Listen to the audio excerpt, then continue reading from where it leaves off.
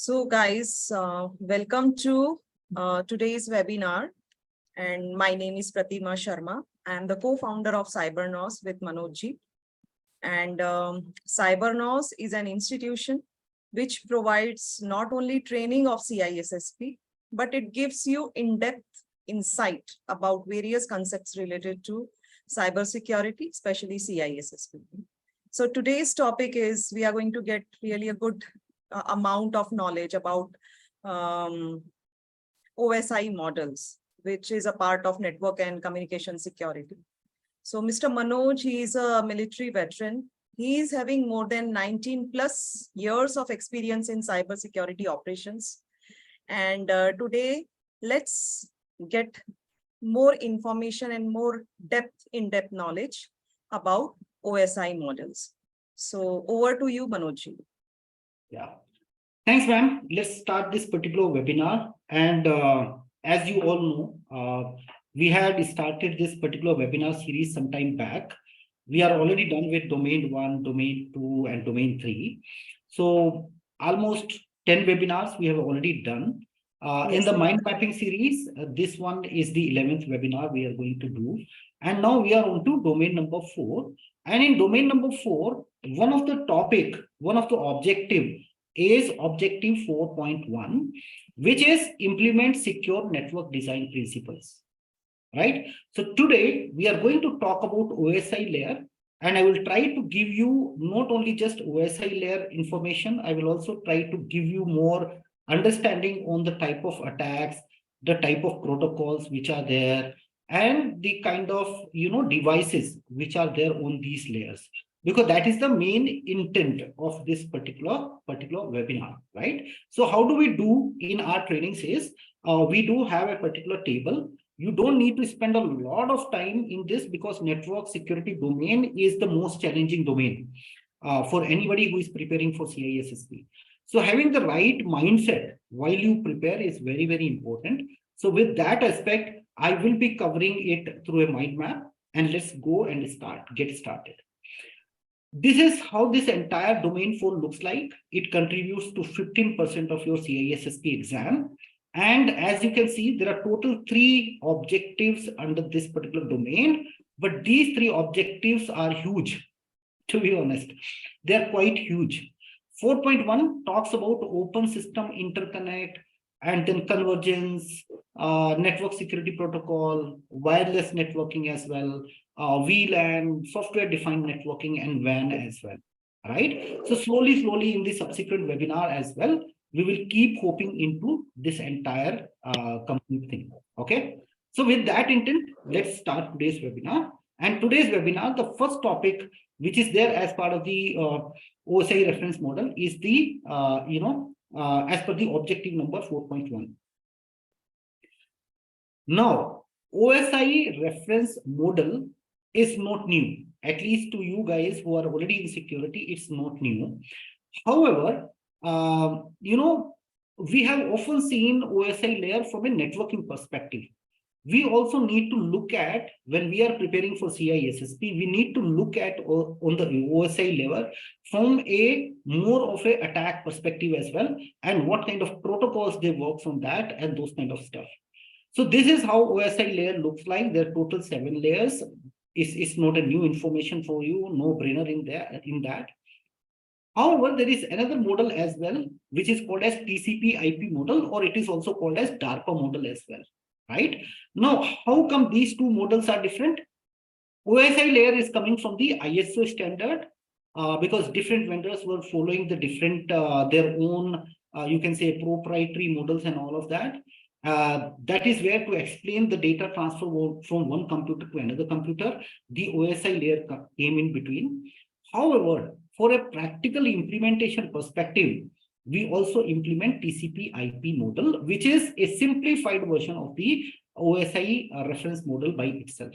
So as you can see, the upper 3 layer, application, presentation, and session layer, they have been converged into one single layer called as application layer. Transport layer is kept as it is. Network layer has been termed as internet layer. And then below two layers, that is data link layer and physical layer, they have been called as network layer, or you can say physical layer, right? So that is how this difference between OSI reference model and DARPA model. The very next concept, the concept number one, which you need to understand from a CISSP perspective, is what is encapsulation?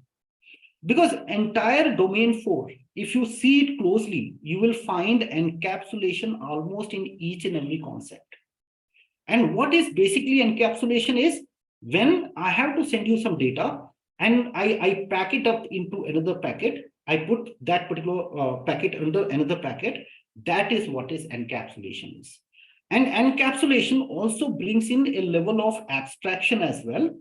Abstraction is a concept which means you need to hide unnecessary details. So at every layer of the OSI, the below layers, they hide the underlying complexity and just convey only those things which are required by the higher level, or maybe from higher level when it is coming to lower level as well.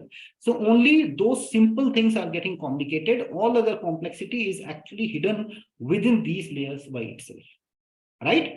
Another observation you need to have from here, as we are traveling from, as the data is traveling from level layer 7, sorry, as the data is traveling from layer 7 to layer 5, that means application, presentation, and session layer, it is called as data.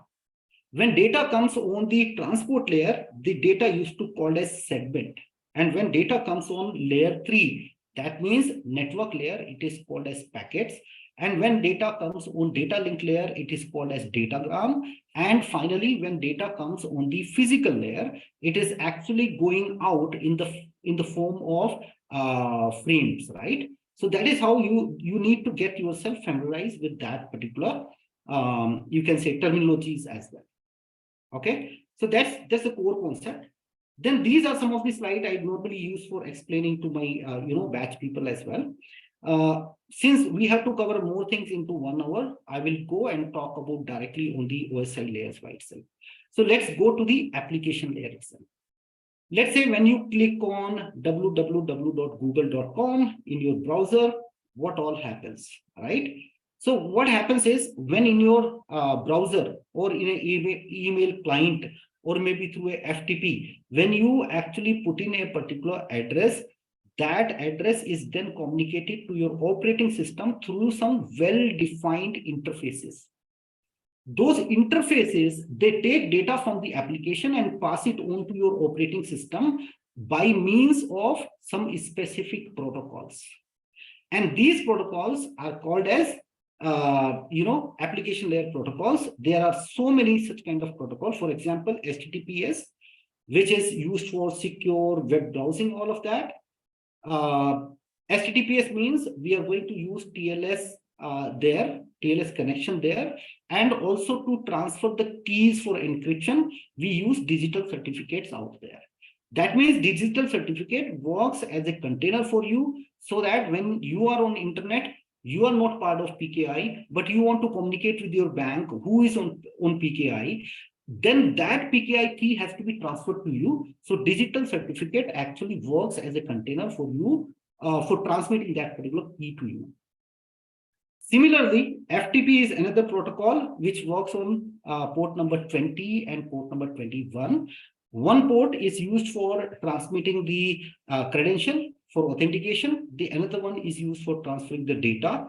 However, FTP is no more secure to be no more considered to be secure, because obviously the credentials are not encrypted during authentication, right? That is where we use protocol which is called as FTPS. That means file transfer protocol secure, right? It works on port number 22, and it makes sure that there is a encryption enabled kind of transaction which is happening. The another protocol which you find is also called as SFTP, which is nothing but another form of your SSH protocol by itself on a web. When you take SSH protocol on a web, It is called as SFTP. Then Trilian FTP is again a very primitive kind of protocol, which was used for like storing device drivers and all kind of, machine usage kind of data. That is how we use Trilian FTP as well. Then domain name server works on port number 53, which works on application layer. Then another protocol which works on this is DNSSEC as well, which is one way to make sure that all communication between DNS is secured through digital signatures, and that is called as DNSSEC. Then next protocol is Telnet. When you want to take a remote connection and you want to take it through Telnet, the particular port is not considered, or the particular protocol is not considered secure, because the transaction is not encrypted. That is why we should not be using Telnet. Instead, we should be using SSH, and SSH currently is in version 3, version 3.0. Similarly, for email exchange and all, we use SMTP. And for, for your network management, we use SNMP as well, Simple Network Management Protocol as well. There are different devices which works on layer 7. For example, any kind of gateways. Now, what is basically a gateway? A gateway is a device which is, or you can say it's a component which is configured on the edge router, which makes sure that any kind of traffic which is going out of your network, and then further, it has to be communicated on a network which is not in line with your existing network. That means when data from one network has to go on another network which is not from the same technology, that is where we need a particular gateway. Similarly, we also use application level firewalls just to make sure that you are able to secure your web application and things like it, just to make sure there are no attacks on your web applications as well. Then we have DNS servers, FTP servers, SMTP servers. All of those we configure to make sure they work seamlessly on layer number 7. Now there are quite some attacks, and I would say a lot of attacks which happens on layer 7. Some of them has been listed here. For example, SQL injection, any web related attack, right? That will come on your level 7. SQL injection, cross-site scripting, DNS attack, DNS poisoning, all of those kind of attack happens here on this level 7. So I hope you got some idea about layer 7. These are some more explanations, some more protocol. For example, DSCP is also one of the protocol which works on this layer when enabled with extra features. We also use SNMP. SNMP is a protocol which makes sure that computers, they are seamlessly able to communicate with themselves, and they are able to exchange their management information base among themselves. So one of the server becomes, one of the computer becomes the server, rest of the computers, they remain as the client. And then the server is able to pull up some information from the client just to make sure, for example, you have a network diagram which you want to have in a live way. It should show the live status, right? That is where in the backend you will be using SNMP protocol. And in this protocol, there is a community which is created between the polling manager and other clients as well. And this is very important because the community has to be secured. That community has to be secured by using some kind of password, right? Sorry about that. Just give me a second. Yeah. Right. So that community need to be secured. To secure that particular community, what happens is there is something called as community password. Oftentimes in organizations, people don't change that particular password, and by default password is well known to the attackers. So it is very easy for an attacker to actually go and compromise particular systems if they are using a insecure version of the SNMP. The current version of SNMP is version 3, which also have inbuilt encryption for the username and password, whatever used, right? In SNMP version 2, that's not the case. Normally, SMTP SNMP works on port number 161 and 162. So in case you are not able to upgrade the infrastructure to SNMP version 3, at least make sure that community password is changed. If there are multiple communities, they are being changed, and make sure port number 161, 162 is never open to internet. So these are few of the advice as a security professional you can give to some company who still have SNMP version 2.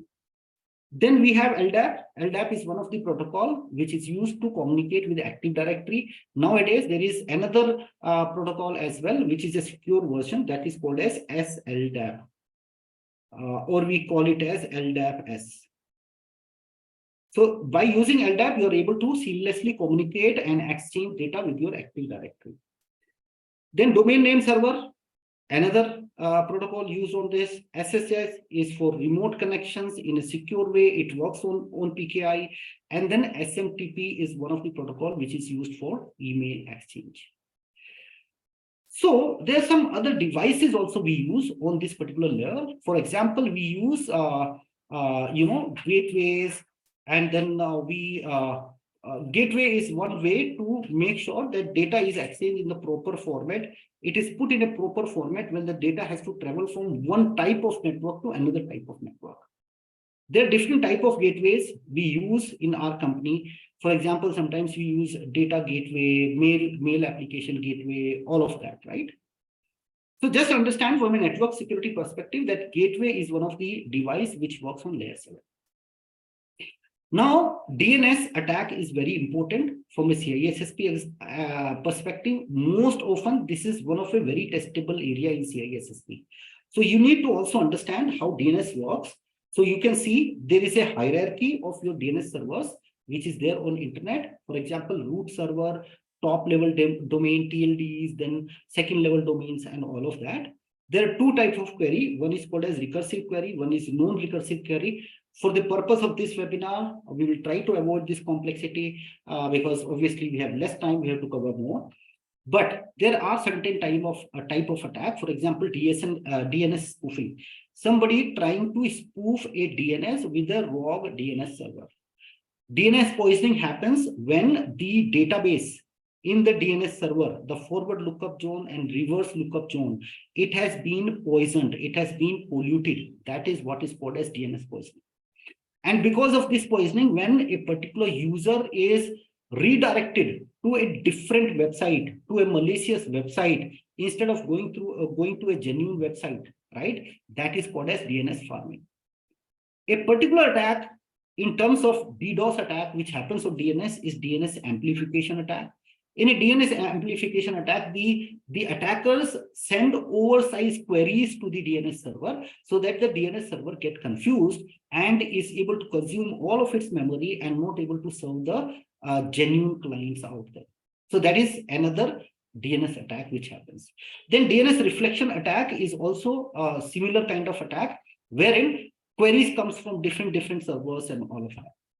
Then on the client side as well, there may be some attacks on DNS. For example, altering the host file, because under etc host file, there is always a text file on your system, which is the first source when somebody want to go on internet. Like for example, when you put in google.com, the first query will go to this particular file. If it is not fine, the address is not fine, then it goes to your TCP IP stack, and then it will pick up the DNS address, which is defined in the configuration, and it will go to the same DNS address. However, if an attacker is able to put in a malware and is able to change this particular file or make some rogue entries into this particular file, then the client can get compromised. Similarly, a malware on a client endpoint can also change the IP configuration on the particular system. So again, if they define a separate gateway and a DNS address, then maybe your security control may get bypassed, right? So that is another way. And then most of the time, companies, they configure as software web gateway through a proxy. If your browser had those proxy settings pushed through a GPO setting, then a particular malware can change that as well. So there are certain kind of attacks which happens on DNS. And as you can see, this type of attack is called as, this type of security control is called as DNSSEC. So in this, the replication between two DNS server about the addresses, right? It happens through a digital signature. That is what you need to understand from a CISSP perspective. The next layer is called as presentation layer. In this presentation layer, the focus for this particular layer is to make sure that data is presented in a standardized format. It is more often related to any kind of data exchange format. For example, XML, JPEG, all these extension, file extensions as well, any kind of ASCII code and universal formats for data exchange, all of those are used. On this layer, that means on your presentation layer, MIME also works. Now, what is MIME? Normally, when email services started, right, MIME was one of the protocol which actually enabled email to communicate other type of messages as well. Otherwise, by default, email was only identified to be a text protocol, only just a text protocol. Now we do attach emails, we do attach any other item, Word documents, PDF, and so much other stuff as well in emails, right? This is just because of the MIME software, MIME protocol. Now this MIME has also been updated, and we also have a secure MIME standard as well. So in a corporate environment, if you're using Outlook, it means that you are using SMIME already. And this makes sure that you have all the PKI infrastructure. It will only work when you have a PKI infrastructure, SMIME, right? So that is what you need to understand. Then there are very common attacks on presentation layer. For example, format manipulation. Somebody is able to play with the characters which are there in the URL of the browser. They can be into UTF format and any other format. There are so many languages, right? So in which they can temper, they can play with the kind of URL which is there as the address. Injection attacks, any kind of injection attack, SQL injection, LDAP injection, all of those kind of attacks also happens on presentation layer, because this is the layer where all encryption, decryption, compression, decompression, all that kind of stuff will happen on this layer, right? Then, encryption attack, any kind of brute force attack, known plain text attack, all those kind of things happens on this layer. And then attacker is also able to modify the web pages. They induce some kind of malicious code in a particular web page, which happens on this layer itself. Then there is also something called as path traversal attack. For example, this is your web directory, and in this directory, there is index.html file, and there are some other, let's say, directories as well. The attacker, normally when he puts the IP address, he is supposed to go to index.html file.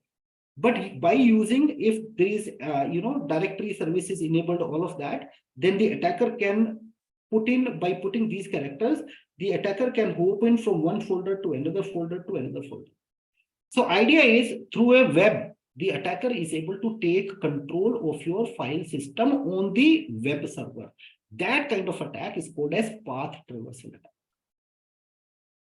Right? So that is about your presentation layer. The next layer here is called as session layer, which is responsible for application to application logical connectivity between two computers. Right? For example, your web browser and your banking application. The connection which happens between these two is called as session layer. And this entire thing is actually governed by session management. So there is a session manager who will make sure that all the, session is established, session is maintained, there is a heartbeat traveling, the session key is kind of exchanged between them. And when the entire communication is over, or the transaction is over, the session is kind of securely terminated as well. This all happens on the session layer. This is at this layer where the authentication also takes place, right? Web related authentication, hash communication, and then comparison, all of that will happen.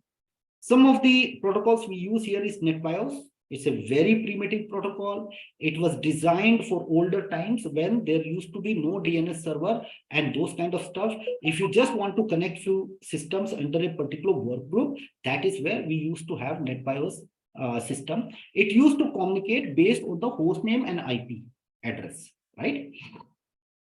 The next protocol we have is called as RPC, remote procedure call. This is a kind of a middleware kind of protocol.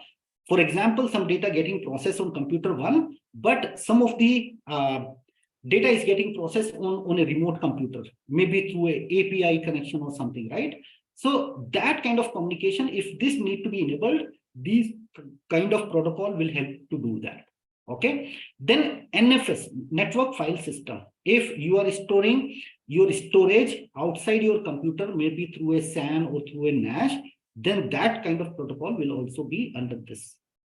Different type of protocol also we need to understand in this particular layer. Simplex connection means one-way connection, just like your TV connection, your broadcast connection, your radio connection. It's one way.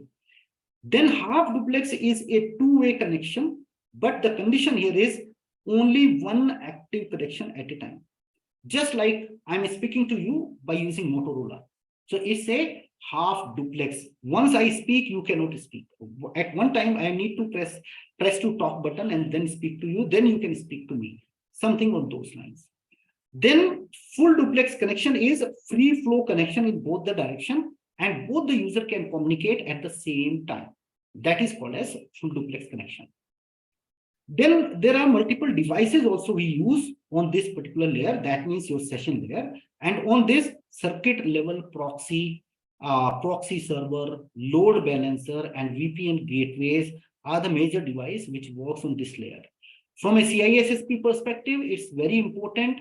You should make a table of all the protocols and to which layer they actually relates to. At least major protocols you should remember.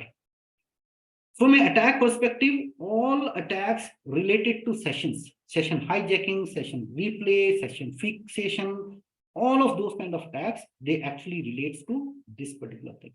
And this is a small demonstration of how different type of attack happen, how the hijacking happens, how replay attack happens. So replay attack is somebody is able to get a hash and then he is simply replaying it on another system. So that is another way. And then session fixation as well, where you get you tweak the user to get their the cookie information out of that, and then you establish a connection. So that is called as session fixation attack.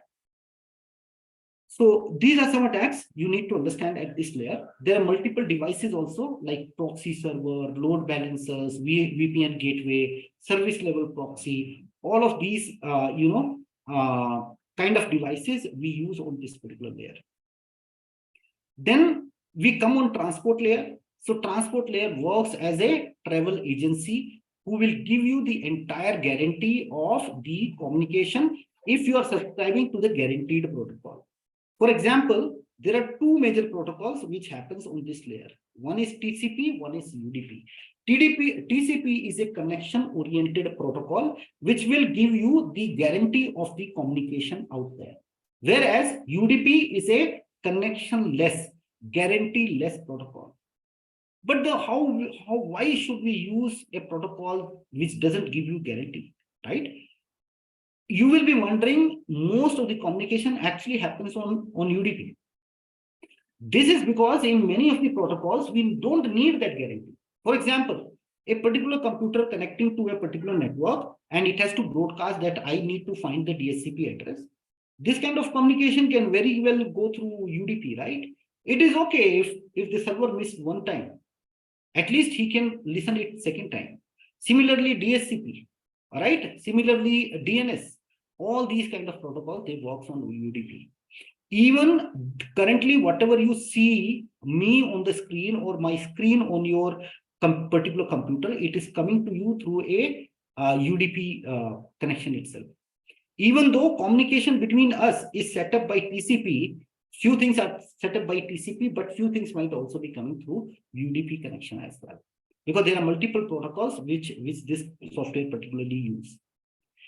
So that is where, if you want a guarantee, then TCP connection actually works in. And if you don't want a guarantee, then UDP connection will come in.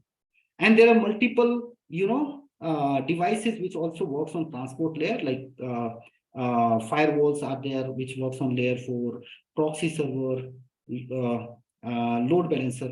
So these are some of the devices which actually works on layer 4. Anything which relates to TCP will be working on layer 4. What are the kind of attacks which happens on this particular layer? So any kind of attacks which is on TCP. For example, SYN attack, then half SYN attack. Then another kind of attack is Xmas attack, right? Because the thing is, TCP actually, okay, I think this is there in the next slide, right? As you can see here, TCP connection is called as connection oriented. Why? Because there is a three-way handshake. There is a SYN packet which goes in from client to server, then the server responds with SYN ACK, and then finally acknowledge pack. Once these three things are properly done, then there is a connection which is established and the data exchange actually starts between two computers. This is on layer 4 only when computer to computer logical connection is established. How this is established? By using TCP.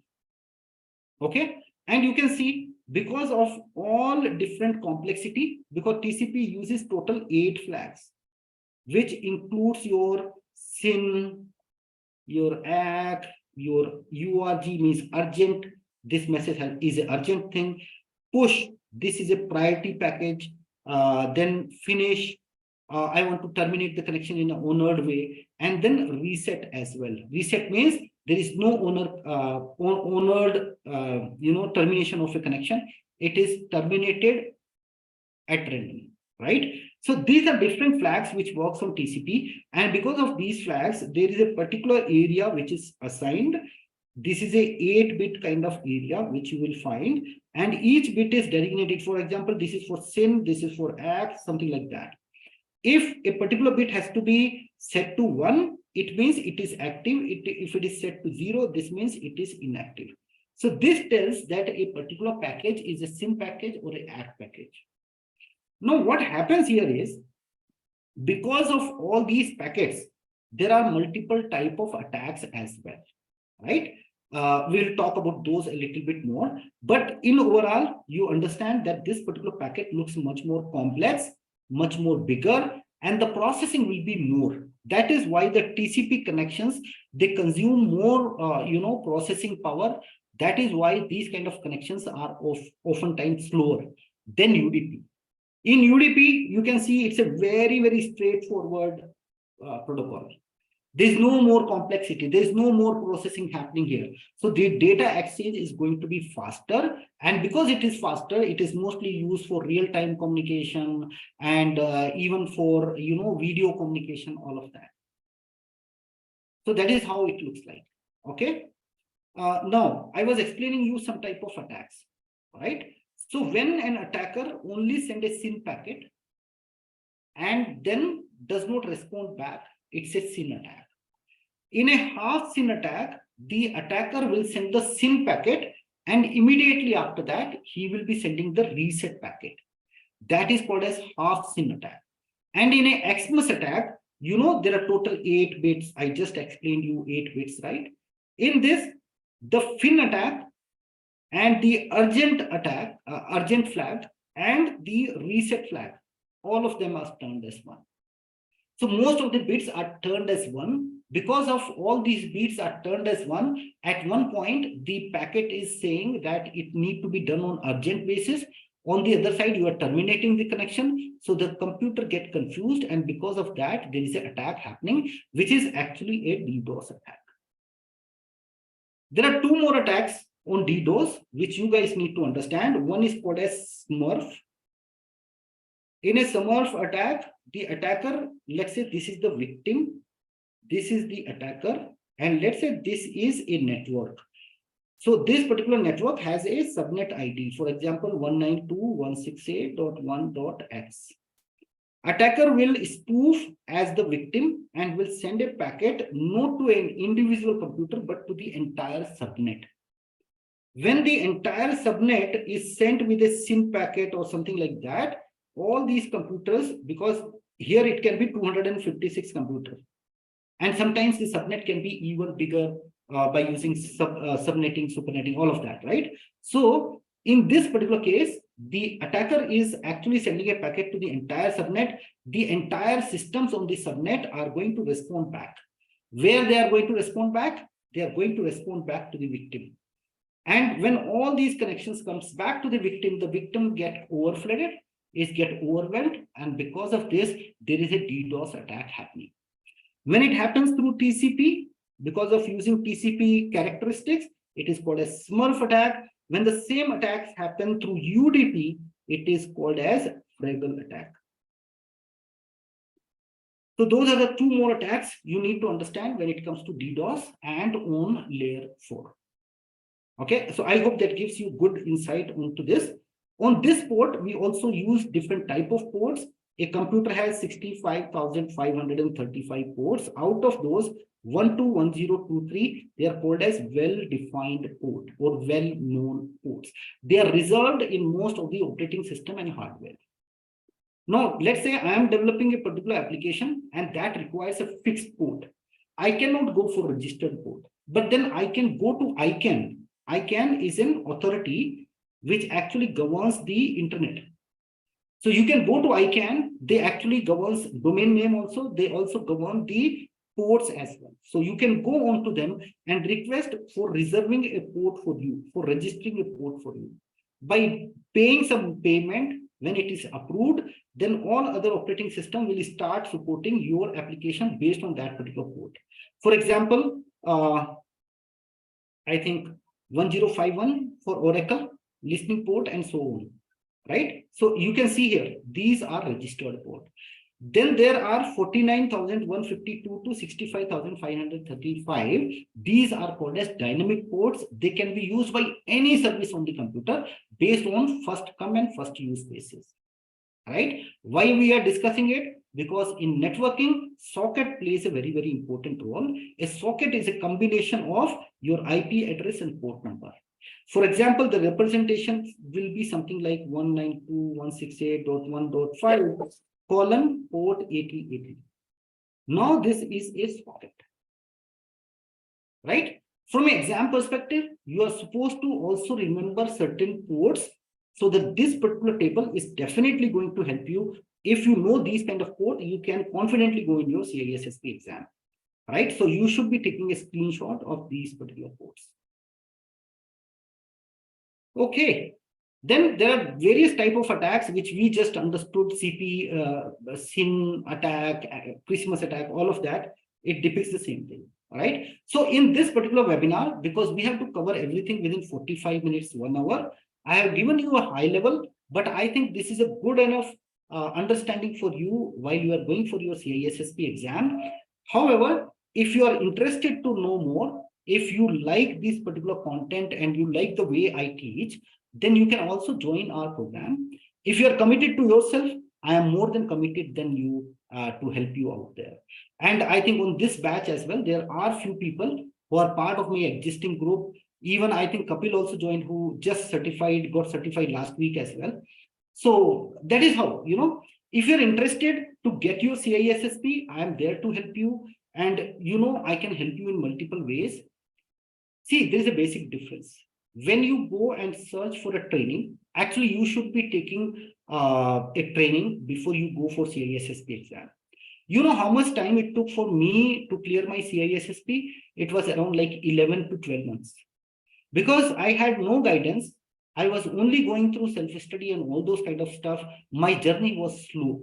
Now I realize I could have done that even before it, right? So because there are very good trainers also, I'm not saying just about me, there are so many other trainers as well. They will definitely guide you through this entire thing. Now, second thing is, when you go for training, there are boot camps option available. There are a lot of boot camps available. My understanding is boot camp does not help you pass your CISSP thoroughly. I have done a lot of corporate trainings for all different agencies like Simply Learn, Mercury Solution, all big players, right? Then I realized boot camp is not the way to go. And that is why I am here at Cybernous. I have come out with my own plan, right? So this is just not a training. This is a complete end-to-end mission CISSP toolkit. What you are going to get is a toolkit. What you get in this particular toolkit is you are going to get a project plan. Many people, they leave CISSP, they start with a lot of energy, but they leave CISSP because there is a lack of plan. They don't know what to read, what not to read, how much to read, when to read. How do we structure this entire thing and I have to take it as a project?